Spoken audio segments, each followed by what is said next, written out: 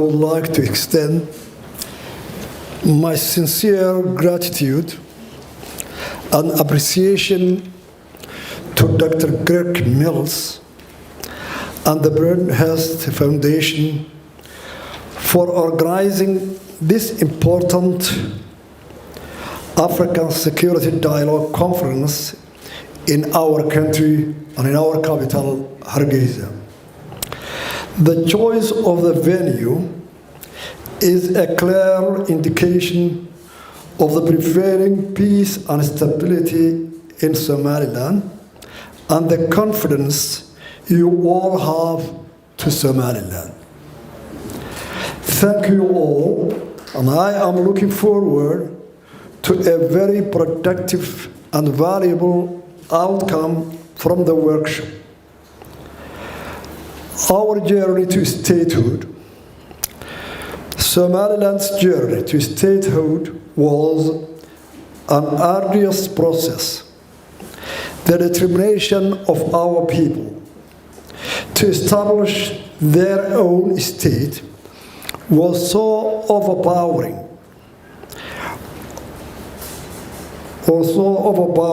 and transcended all obstacles upon the liberation of our ravaged country from the tyranny of Siad Barre. We inherited a war-ravaged country in which tens of thousands of our people had been killed, many thousands injured, and the main cities of our country, like Hargeisa, Burco, Gabile, almost entirely has been destroyed. To fully grasp the terrors and the horrors visited upon our cities, just imagine and fully look today at what's happening on Mariupol and other cities in Ukraine. Despite the infrastructure has been destroyed, and Somaliland's territory extensively have been mined, millions of internally and externally displaced people were starting to return home, and they needed support. During the struggle against the regime, Siad Barre, the dictator, deliberately exploited clan divisions in an effort to retain his power. There were, therefore, parties of Somaliland regions that did not support the SNM during the struggle against that regime. The people in these regions were naturally worried. Trust and confidence building was essential and held the key to get a lasting peace. So we prioritized reconciliation and peace building. Therefore, the SNM tasked the traditional leaders and elders with the responsibility to heal the rift among the Somaliland communities, who was on the opposite side of the struggle against that regime.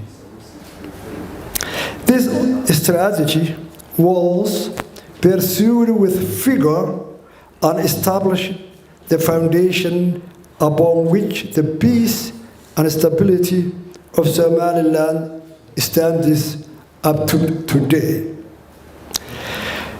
In the early days, the SNM held a series of localized peace conferences that paved the way for a national meetings in Berbera in February 1991.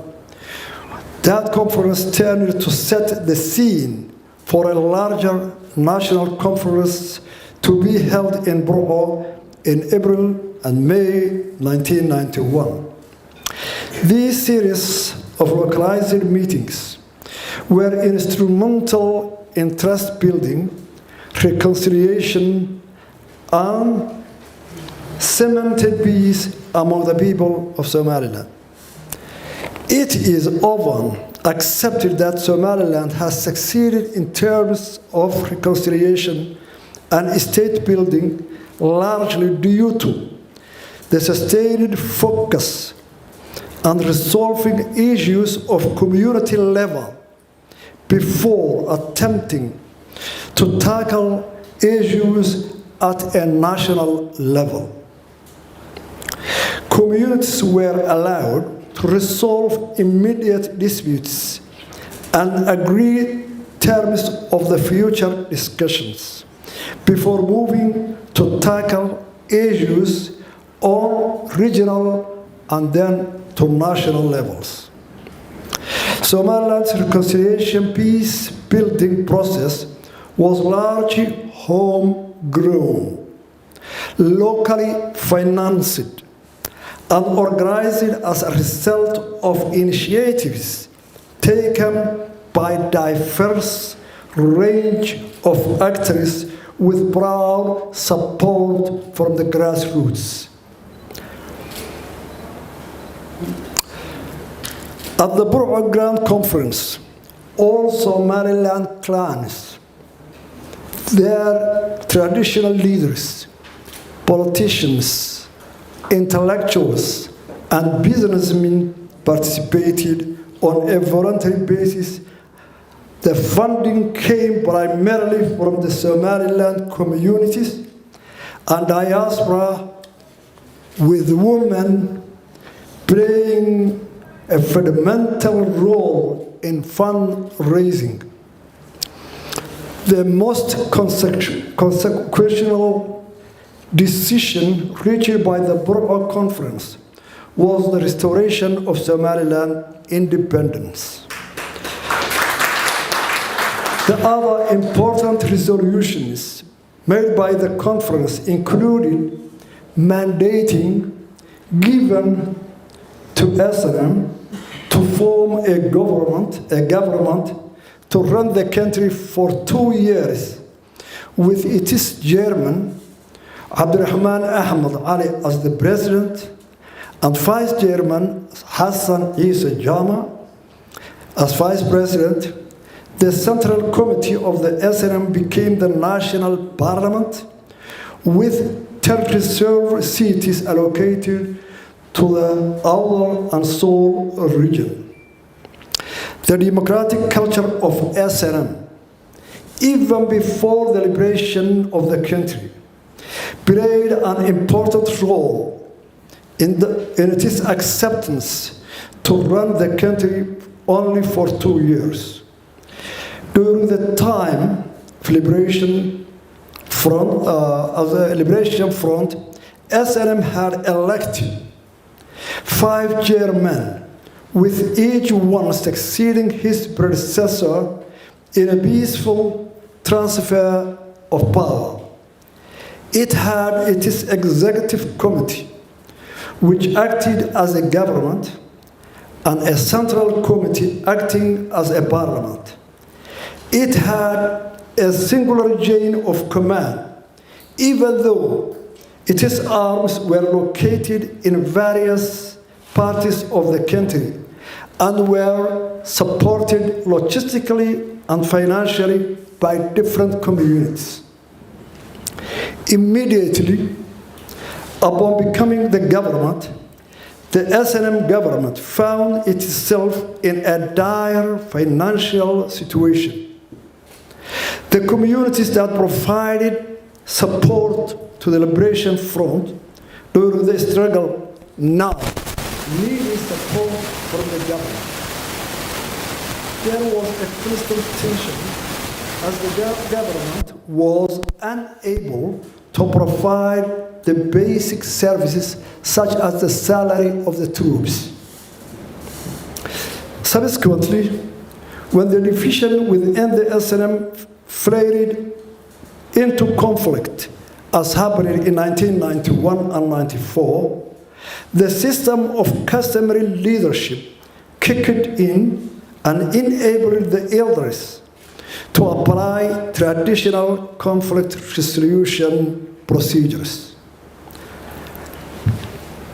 The actual process of state building in Somaliland started with the Borama Conference. The Borama Conference was very different from that which was held in Burma. Unlike the Burma Conference, which was primarily concerned with the reconciliation, peace building, and determination of the future of Somaliland, the purpose of the Borama Conference was to establish the system of governance that would be employed in the future. The Borama Conference lasted more than 5 months, which allowed the stakeholders to debate a wide range of topics of national level concerning to address the stakeholders' future government and their administration, how it will look future. Borama Conference achieved a great deal, including making the transition from the military government to a civilian one.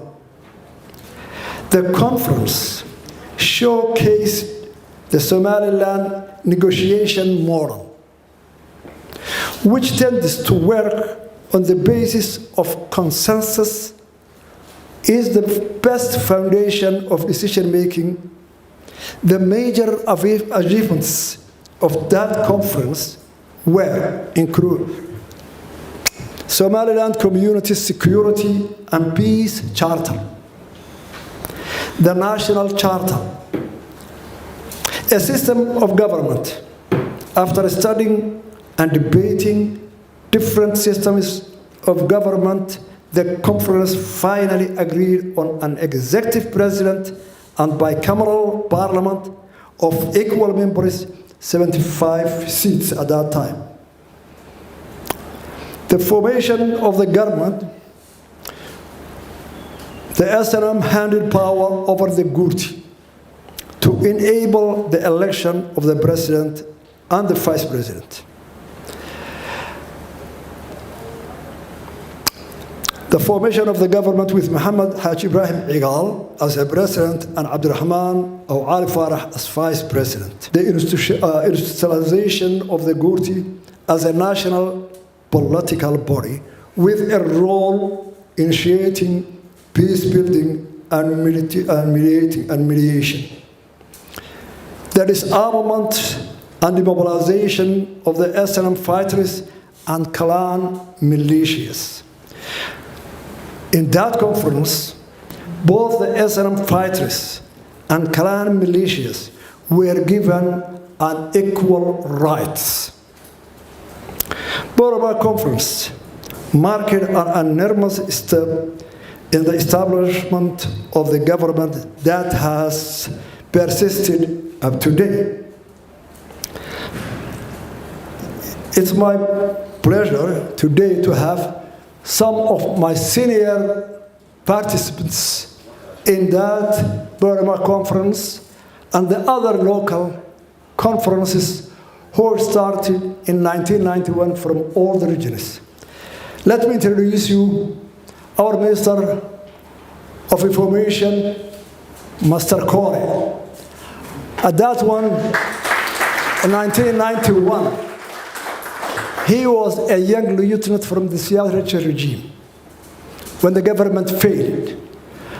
And the first weeks of his fall, that failure of the government, he came to his region, Las Anod, and passed to Hargeisa, and he was one of the first personalities who have the courage to come and to discuss and participate in discussions with the SNM. His counterpart at that time, who was the opposite side, was one of the leaders and the commanders of our SNM forces, who was an old and experienced Colonel Mohammed Kahin, the Minister of the Interior. They were the first personalities who were sitting together on opposite sides at that time. The other person I'm introducing you is Abdullahi Mohammed Duale, our ex-foreign minister.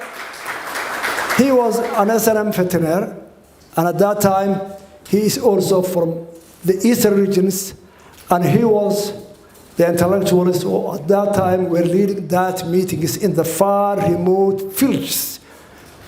Conference between Kore and Commander Kahin. It's my pleasure to introduce to you today our very experienced journalist, who was only maybe our few journalists who were in the combat zone, a veteran of SNM, and the president of the Veteran Association in 1991 at that time,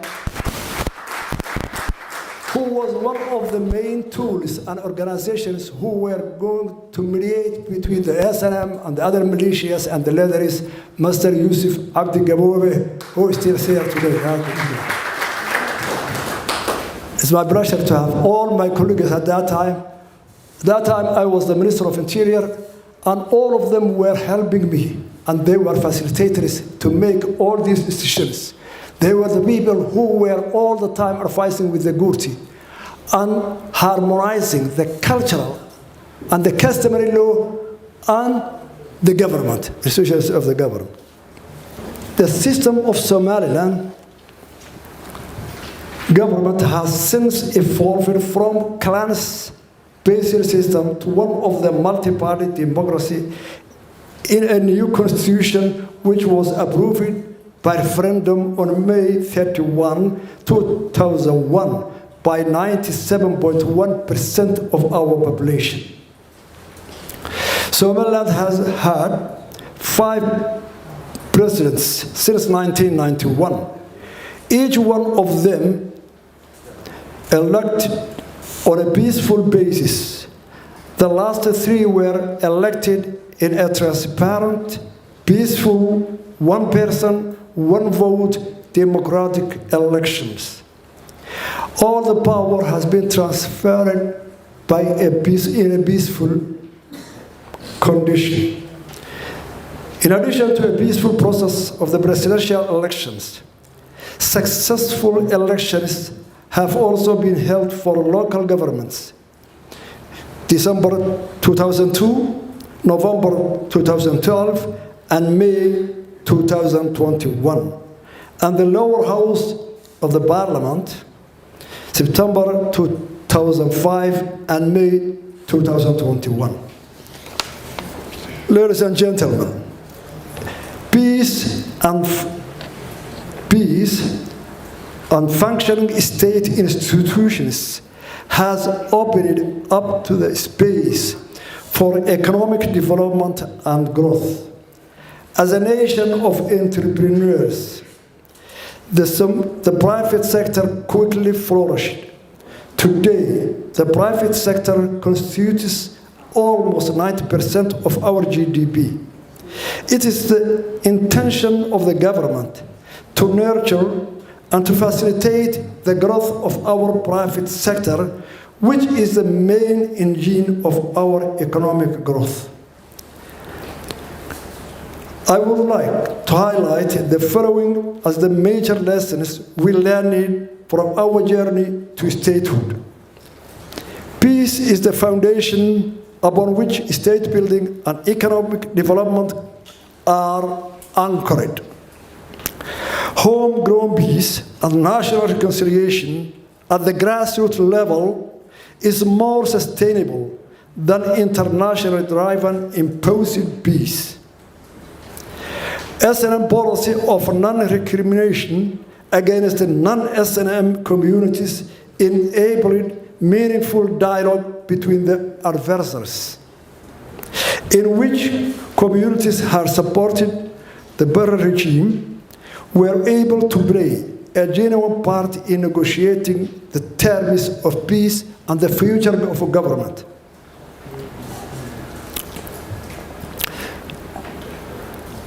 That an act of kindness, even to your enemies, is better than revenge.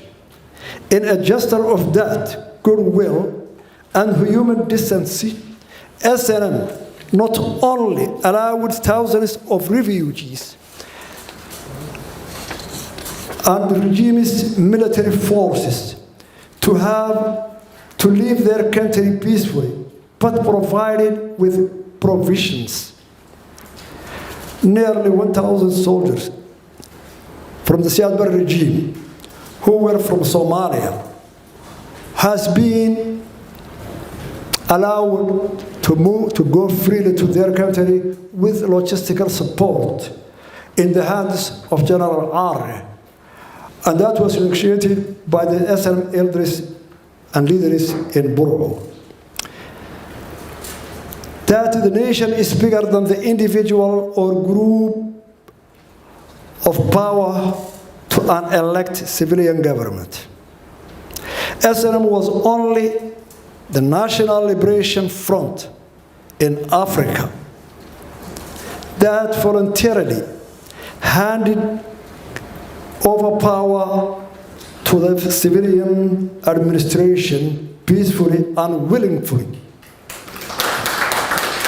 Thus, earning the confidence of those that did not support it during the liberation of the struggle have also supported them for building the government institutions in Somaliland. A resilient and determined people can overcome an enormous challenge.